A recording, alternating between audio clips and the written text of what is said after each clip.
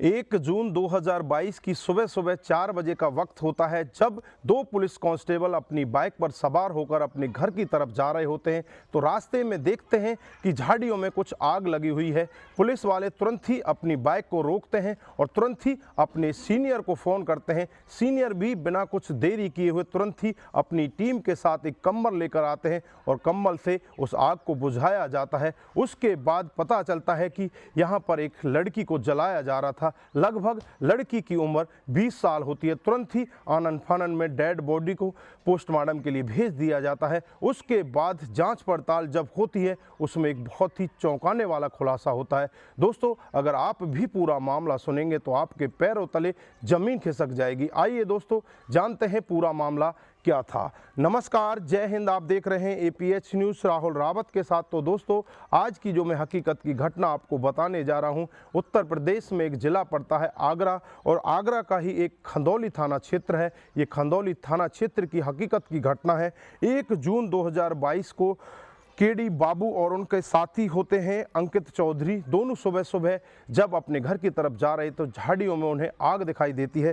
तुरंत ही अपने जो सीनियर होते हैं आनंदवीर सिंह, उनको फ़ोन किया जाता है और आनंदवीर सिंह अपनी टीम के साथ एक कंबल लेकर आते हैं और कंबल से उस आग को बुझाया जाता है। पता चलता है कि एक लड़की की डेड बॉडी को यहाँ पर जलाया जा रहा था। तुरंत ही आनंद फानन में पुलिस डेड बॉडी को उठाकर पोस्टमार्टम के लिए भेज देती है और उस डेड बॉडी के फ़ोटो खींच लिए जाते हैं और चारों तरफ फैला दिए जाते हैं कि इस लड़की की कोई शनाख्त करने के लिए आए। लेकिन 1 दिन 2 दिन बीतने के बाद भी उस लड़की की कोई शनाख्त करने नहीं आता। इधर मथुरा में 112 PRP पर तैनात वीरपाल सिंह के पास उसके पिता का फ़ोन आता है कि हमारी बेटी 30 मई को घर से कॉलेज के लिए गई है लेकिन वापस नहीं आई है। इधर जो पिता होते हैं वीरपाल सिंह तुरंत ही मथुरा से चलकर आगरा पहुंच जाते हैं और आगरा पहुंचकर अपनी बेटी की तलाश में लग जाते हैं। बेटी का नाम खुशबू होता है, उम्र उसकी 20 साल होती है। जब घर वालों से पता किया जाता है तो पता चलता है कि खुशबू दुर्गेश के साथ गई है। अब दुर्गेश से पूछा जाता है तो दुर्गेश यही कहता है कि मेरे साथ वो गई तो थी लेकिन मैं वापस आ जाता हूँ और मैं उसे कॉलेज में छोड़कर ही चला आता हूँ। उसके बाद मुझे नहीं पता वो घर वापस आती ही नहीं है। अब पिता परेशान हो जाता है और 31 मई को नज़दीकी थाना क्षेत्र में पहुंच जाता है और वहां जाकर अपनी बेटी की गुमशुदगी की रिपोर्ट दर्ज करवा देते हैं। पुलिस भी हरकत में आ जाती है और पुलिस छानबीन में लग जाती है। इधर जो पिता वीरपाल सिंह होता है उसे पता चलता है कि आज से 2 दिन पहले आगरा के खंदौली थाना क्षेत्र में एक अधजली लाश मिली है। अब शनाख्त के लिए पिता वहीं पहुंच जाता है और उस अधजली लाश को देखता है तो एकदम से रोने लगता है, उसकी आंखों में आंसू आ जाते हैं और तुरंत ही वो कहने लगता है कि साहब, ये तो मेरी बेटी खुशबू है, इसको किसने मार दिया। एकदम से पुलिस भी हरकत में आ जाती है और पुलिस जांच पड़ताल में लग जाती है। जब पुलिस को पता चलता है कि दुर्गेश इसे लेकर गया था, सबसे पहले दुर्गेश को अपनी कस्टडी में लेती है और दुर्गेश से पूछताछ करती है तो दुर्गेश यही बताता है कि साहब, मैं खुशबू को लेकर तो गया था लेकिन उसे कॉलेज में छोड़कर मैं वहां से वापस आ जाता हूं। फिर उसके बाद पुलिस एकदम से ही जो खुशबू होती है उसके मोबाइल की CDR रिपोर्ट निकालती है और CDR रिपोर्ट में पता चलता है कि एक नंबर जो आशीष तोमर के नाम से है उस पर बार बार कॉल की गई है और उस दिन भी इस आशीष तोमर के नंबर पर कॉल की गई है। अब तुरंत ही आशीष तोमर के पास जाया जाता है। आशीष तोमर को अपनी गिरफ्त में ले लिया जाता है और गिरफ्त में लेने के बाद जब आशीष तोमर से बातचीत की जाती है तो एक बहुत ही चौंकाने वाला खुलासा होता है। आशीष बताता है कि साहब, ये खुशबू मेरे साथ सरकारी स्कूल में पढ़ा करती थी, ये 9th क्लास से ही मेरे साथ पढ़ रही है और तब से ही हम एक दूसरे के प्यार प्रसंग में आ जाते हैं, एक दूसरे के साथ बातचीत करने लगते हैं। बातचीत का सिलसिला इस कदर बढ़ने लगता है, हम दोनों एक दूसरे के साथ संबंध बनाने लगते हैं। इस सब के बारे में एक दिन का वाकया होता है जब इस लड़की के पिता को पता चल जाता है और वीरपाल सिंह उस लड़के को भी धमकाता है और उससे कहता है कि मेरी बेटी से मिलने की बिल्कुल भी कोशिश मत करना, नहीं तो तुम्हारे साथ में बहुत बुरा होगा।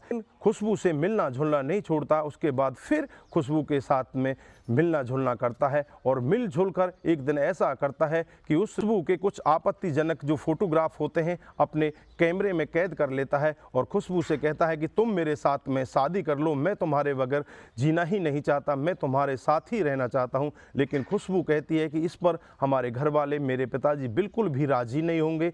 अब हम ये शादी नहीं कर सकते। अगर हम भागकर शादी भी कर ले तो हमारी शादी ज़्यादा दिन तक नहीं टिक पाएगी, हम खुश ही नहीं रह पाएंगे क्योंकि हमारे घर वाले खुश नहीं रह पाएंगे। इस पर खुशबू भी अपने घर बैठ जाती है और इधर जो लड़का होता है आशीष तोमर, वो भी अपने घर रहता है, लेकिन उससे मिलने की बार बार कोशिश किया करता है। एक दिन का वाक़या होता है जब खुशबू उससे मिलने के लिए मना कर देती है तो आशीष तोमर फेसबुक या सोशल मीडिया के जरिए जो फ़ोटो होते हैं उन्हें वायरल कर देता है। इस पर पिता बहुत ही ज़्यादा क्रोध में आ जाता है और उसके खिलाफ मामला दर्ज कर देता है।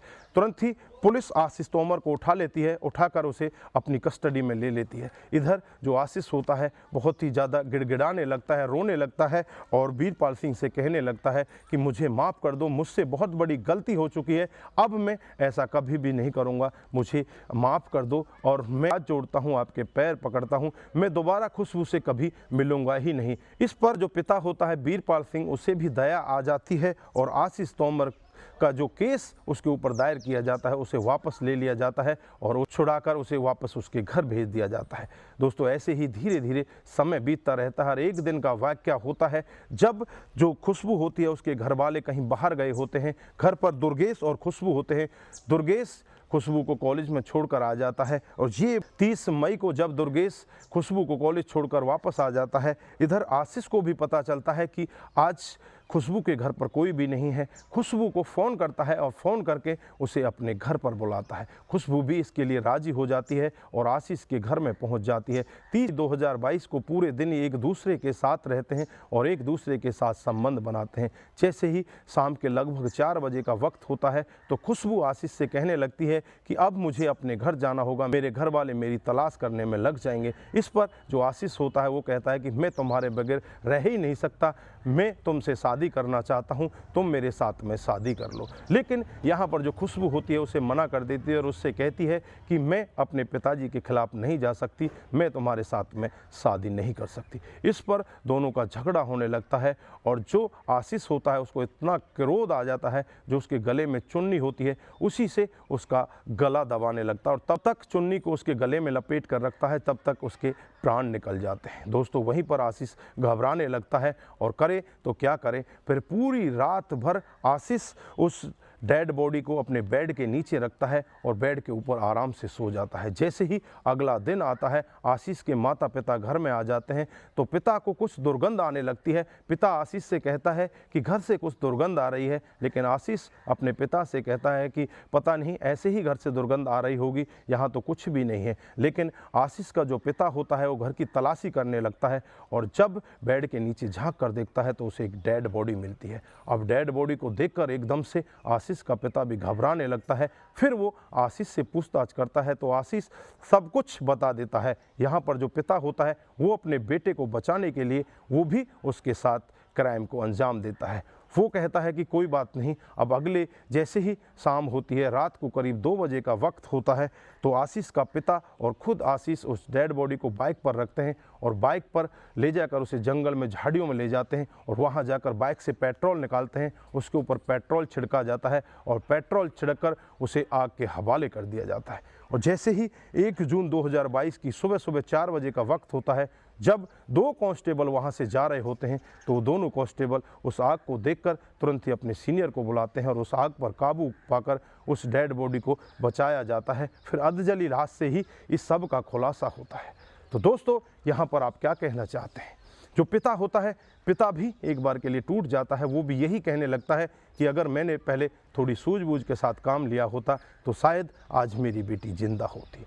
तो दोस्तों, आपकी यहाँ पर क्या राय है? आप क्या कहना चाहते हैं? यहाँ पर आशीष ने जो किया क्या सही था, या आशीष के पिता ने जो किया वो सही था या गलत था? आपकी जो भी राय है कमेंट बॉक्स में ज़रूर दीजिएगा। दोस्तों, आज के लिए बस इतना ही। फिर मिलते हैं किसी नए मोड़ के साथ। तब तक के लिए आप अपना ख्याल रखें, अपने परिवार का ख्याल रखें, सतर्क रहें, सावधान रहें और ऐसे क्राइम को अपने आसपास ना होने दें। नमस्कार, जय हिंद।